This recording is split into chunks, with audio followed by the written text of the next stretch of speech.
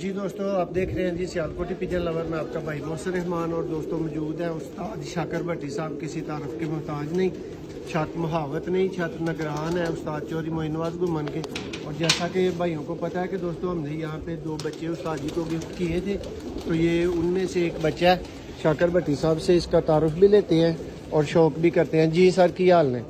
अस्सलाम वालेकुम जी सब दोस्तों, जनाब की हाल चाल? सब दोस्त ठीक ठाक ने माशाल्लाह। जनाब मोहसिन भाई जनाब साढ़े को बच्चे 2 छड़ के गए सन। एक बच्चा तो साढ़े को पहले दिन निकल गया सी, सलारा जड़ा सी बच्चा। जी जी माशाल्लाह जनाब पूरा साढ़े जनाब जड़ा अगे पिछे पिंड छिंड इलाका शाका ना फिर फुर के आके मोहसिन भाई बह गया सी माशाल्लाह जी। ते बाद चो उडारे भी सी चार लाई पता फिरता फुरता देंदे रहे सी कबूतरां बच्चों ते वो फिर एक दिन रात रह गया धुंध दे विच, सुबह नहीं सी उठिया है। एक तुहाडा बच गया था ए माशाल्लाह अच्छा परिंदा परफॉर्म कर रहा देखो। और शाकर भाई ये बनया किस तरह का? तुसीं उस्ताद आदमी हो।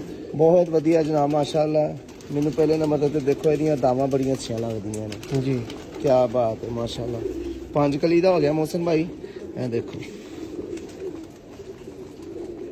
देखो जी दोस्त, कोई खलारा नहीं उहदे दुम दा। ठीक है, वेरी नाइस मोहसिन भाई, तुसी बहुत कारागरी ना जनाब है जोड़ा लाया है, वेरी नाइस।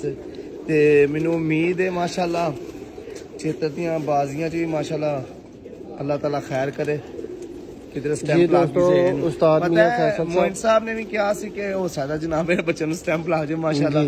अजे भी देखो तुहाडे निशान ने, ए तुहाडियां कड़ियां कुड़ियां। लो दोस्तों, उस्ताद जी होरां ने इसे ही नीयत दे उत्ते जेड़ा ना ये बच्चा इत्थे दवाया सी उस्ताद होरां दी छत ते। और देखो माशाल्लाह, और शुक्र है अल्लाह दा कि अहीं भी राजी हां ते ये भी राजी ने, ते अल्लाह इन्हां नूं भी राजी रखे। दुआवां याद रखियो।